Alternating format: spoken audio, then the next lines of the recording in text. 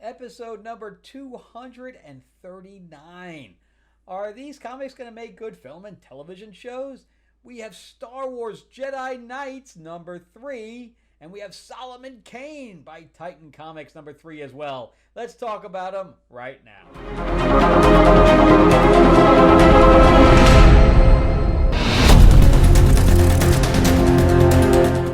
Welcome back to the channel, everyone. Thank you so much for spending time with me as we rant about movies, comic books, and television shows, as well as the occasional board game. I am your host, Frank Zanca, an award-winning screenwriter, novelist, and comic book writer, as well as a filmmaker. And yeah, we're going to jump into these comics right here to see if Marvel and the independents can pull this one out. Before we do, remember to give me a like, give me a thumbs up if you can. And if you can't subscribe, please do. Share this video out there. And remember, too, that I am a writer myself, and you'd like to read anything that I have written, you can go to Amazon.com and type my name in, or there's a link in the description below, including my 4-novel sci-fi series, Destiny Aurora. It was also turned into a board game, a graphic novel, and an RPG, which you can find across the net as well.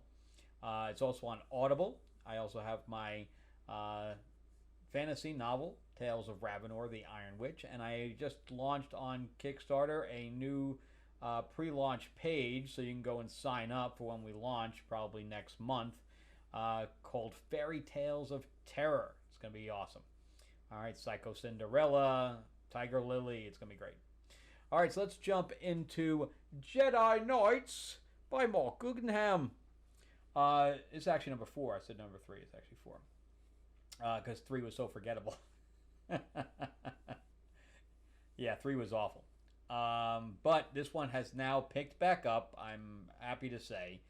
I guess Mark was just busy that week or that month where he just dialed it in. It was so bad.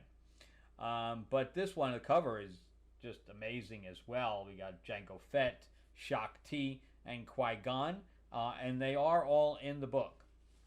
So this is the story of because this is kind of a standalone, even though we still have an assassin hunting Qui-Gon, which I'm not sure why they chose Qui-Gon, because we know how he dies, so we know that he can't get killed by an assassin, but the fight will be cool nonetheless. But this is the story of Phaedra. So she is a criminal mastermind.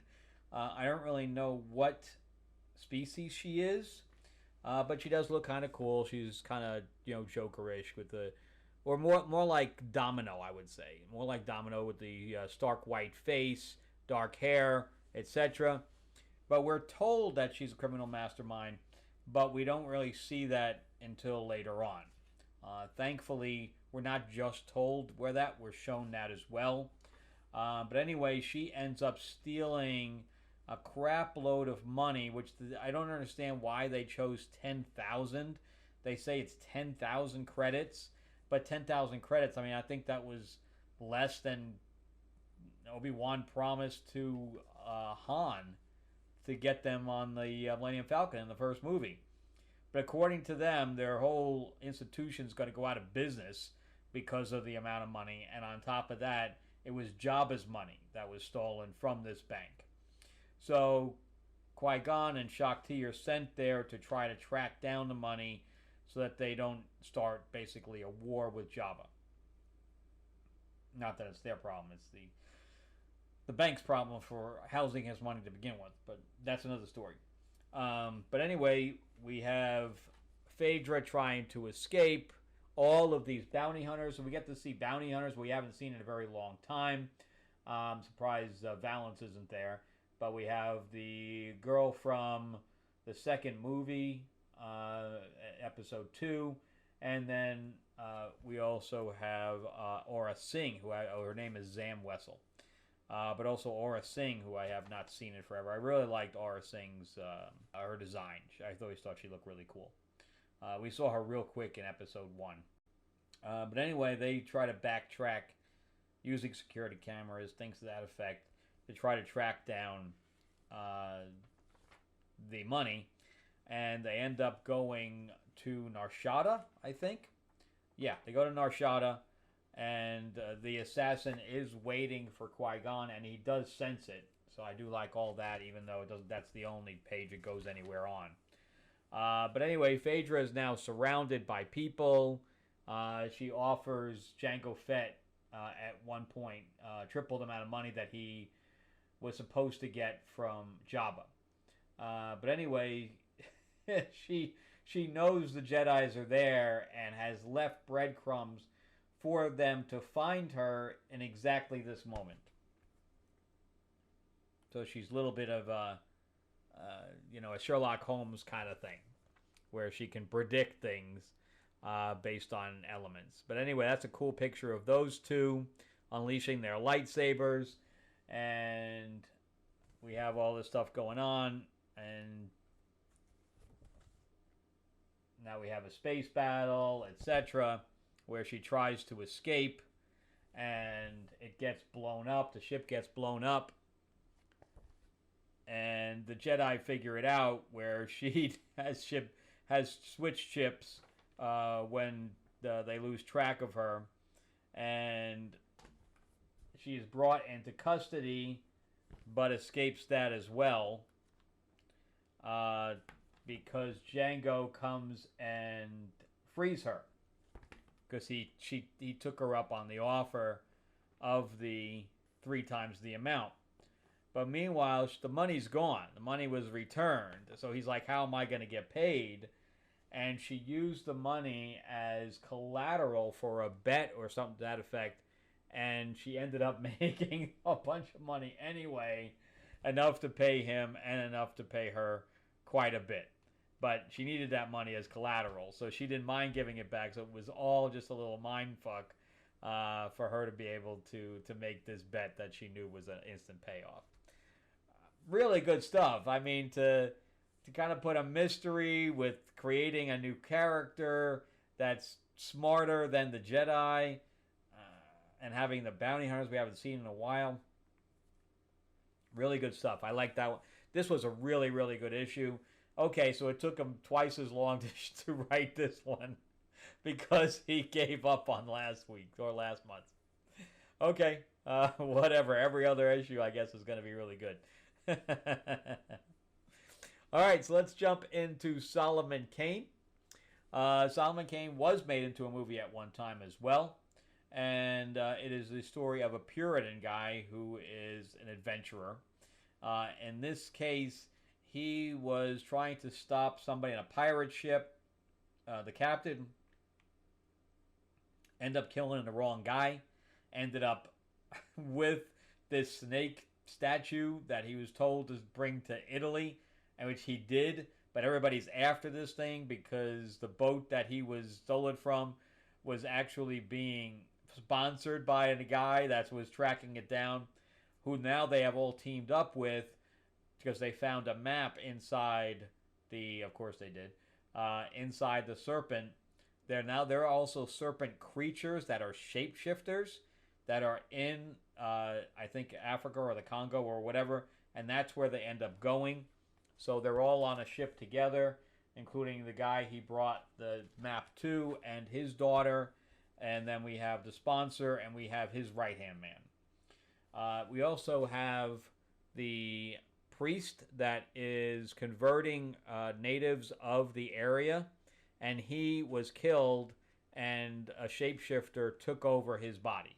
So he is one of the snake guys. And it kind of reminds me of the Dusk Till Dawn creatures a little bit. But anyway, the guy that's leading them is none too happy that they called savages. But I guess members of a tribe that he's affiliated with start attacking, and they try to kill the priest, but they have no idea why. But anyway, they ended up killing the chieftain, and he's none too happy about that. Meanwhile, I forgot the girl's name, something with a D, but she gets, the right hand man of the sponsor ends up coming on to her, and she is not having it. But meanwhile, she and Solomon Kane, because Solomon Kane keeps keeping her at arm's length, and she's now developing feelings for him. Diamanta is her name. So, yeah. So we have a budding relationship going there. And meanwhile, they are now tracking the map. And there is the priest having a conversation with a floating snake. And the floating snake goes back to, this is where it reminds me of Dusk Till Dawn. So we have the snake dance almost. And that she basically says that the thing that the guys are after, no one can have it, including her. You know, so if she can't have it, then nobody should. And here's where they start, you know, flirting with one another, etc. But they end up bumping into a big elephant. I really like that, and they realize that it's not. This is the first time I've ever seen this an elephant. So they kind of realize that it's not going to harm them, and they pet it or whatever. So yeah. So meanwhile, the other guy is a little jealous, and they get to this rock where the guy that's bringing them in there said, yeah, we shouldn't be going in there, kind of thing. So they set up camp, and they're attacked by the serpent creatures, which look kind of cool. Yeah, so they're literally serpent creatures. And meanwhile, the older guy, I think he's an uncle, I don't think maybe it is the father of Diamanta, realizes that the priest is not what he says he was. So they have to watch him, and that's why I think Solomon Kane kind of goes off to camp. So when they start attacking, he's already blowing them to hell. But he gets bit by a snake and is poisoned, and then he wakes up, and they're pretty close to where they need to go. And that's the end right now. So really good. I mean, the artist and the writer are the same person here, which is highly unusual. But I really like this. I would love to see another Solomon Kane movie. The other one kind of ran on the radar. Nobody even really knew about it. But I think that nowadays, if they did it, it could get a little bit more marketing. But anyway, yes, this one right now is very, very cinematic. And I like it a lot. And it's kind of a little bit of a globetrot situation. And yeah, this issue of Jedi Knights is really good. And if they kind of created this other character that ended up being part of another group, or end up working for, like Black Sun or whatever else, this could be really good as well. I mean, Liam Neeson's old, but, I'd love to maybe go backwards. We never really spent any time with Shang-Chi or any of the other Jedi, so going backwards would be kind of fun. I just don't want to go backwards as far as they're talking about to the origin of the Force. I think that's a bad move. I think that is a recipe for destruction, where everybody's just going to go, that goes against canon. Because these directors don't care about going against canon. So, but going somewhere in the middle of the, the Jedi Knight, area or era, I think could be lots of fun we all know that these Jedi all die, but it would be kind of fun to see what they did before they died,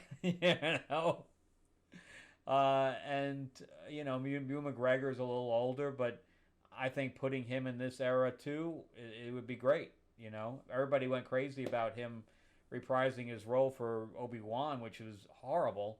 I would love to see something a little better written, and Martin Guggenheim's doing a good job here for the most part. Issue 1, 2, and 4 are all good. Issue 3 was just a pile of crap. All right, that's it for me. Remember to give me that like, give me a thumbs up if you can. Subscribe and share this video out there so everybody knows what's going on in the comic world and if it's going to hit their screen in the future. And yeah, remember too that Fairy Tales of Terror is on Kickstarter right now in the pre-launch page where you can sign up and get notified when we launch. It's just a quick click the notify button. And yeah, jump on that. The QR code is right here, or you can click in the description below for the link. All right, I'll see you guys later. All right, have a good one. Bye-bye.